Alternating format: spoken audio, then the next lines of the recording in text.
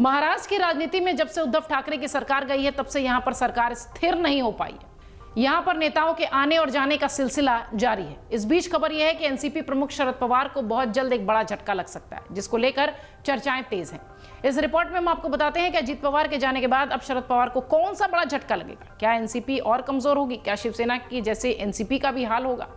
दरअसल खबर यह है कि पवार ने करीब 1 महीना पहले राष्ट्रवादी कांग्रेस पार्टी से बगावत करके महाराष्ट्र की बीजेपी और शिंदे शिवसेना गठबंधन में शामिल होकर एक बड़ा झटका शरद पवार को दिया था। उनके साथ 8 विधायकों को भी मंत्री बनाया गया। अब सियासी गलियारों में चर्चा एक और तेज है कि महाराष्ट्र के एनसीपी अध्यक्ष जयंत पाटिल भी जूनियर पवार के कैंप में शामिल हो सकते हैं। सूत्र कह रहे हैं कि पाटिल ने अजीत पवार और देवेंद्र फडणवीस के साथ इस विषय पर बैठकें भी की है। हालांकि पाटिल ने कहा है कि फिलहाल वो ऐसा कोई कदम उठाने नहीं जा रहे हैं। अजीत पवार ने विद्रोह के बाद एनसीपी के नाम के साथ साथ चुनाव चिन्ह पर भी दावा ठोका है। विधायक दल पर पूर्ण नियंत्रण हासिल करने के लिए विधायक दल के नेता का पद महत्वपूर्ण हो गया है। जयंत पाटिल पहले ही स्पीकर राहुल नार्वेकर को पत्र लिखकर अजीत पवार और 8 अन्य विधायकों को अयोग्य ठहराने की मांग कर चुके हैं।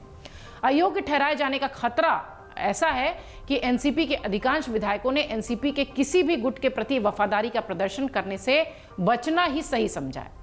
उन्होंने पूरे मानसून सत्र के दौरान सदन में उपस्थित नहीं होने का फैसला किया। सत्तारूढ़ सरकार में पाटिल का शामिल होना न केवल ये पुष्टि करने के लिए महत्वपूर्ण है कि अधिकांश एनसीपी विधायकों का समर्थन अजीत पवार को प्राप्त है, बल्कि पार्टी पर दावा करने के लिए भी ये काफी है। कई मीडिया रिपोर्ट्स में यह कहा गया कि जयंत पाटिल को अजीत पवार और फडणवीस के साथ बैठक के लिए बुलाया गया था। उन्हें आगामी कैबिनेट विस्तार में वर्तमान सरकार में मंत्री पद की पेशकश की गई। विधानसभा सत्र के दौरान अजीत पवार ने हल्के फुल्के अंदाज में जयंत पाटिल पर ताना भी कसा। जयंत पाटिल ने हालांकि ये भी कहा कि शरद पवार का साथ छोड़ने का कोई सवाल ही नहीं है।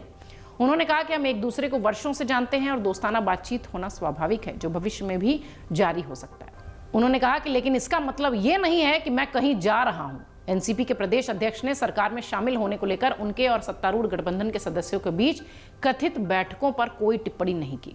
दिलचस्प बात यह है कि अजीत पवार ने प्रदेश अध्यक्ष के रूप में जयंत पाटिल के 5 साल से अधिक के कार्यकाल को अपने चाचा से अलग होने के लिए बहाने के तौर पर इस्तेमाल किया था। दोनों नेताओं को पार्टी के भीतर प्रतिस्पर्धा के तौर पर देखा जा रहा था, प्रतिस्पर्धी के तौर पर कह लीजिए। उनके बीच में कंपटीशन था और बगावत के बाद से जयंत पाटिल शरद पवार के साथ बने हुए हैं। लेकिन अब सियासी गलियारों में चर्चा यह है कि ये जयंत पाटिल अब अजीत पवार के खेमे को मजबूत करते दिखाई पड़ सकते हैं।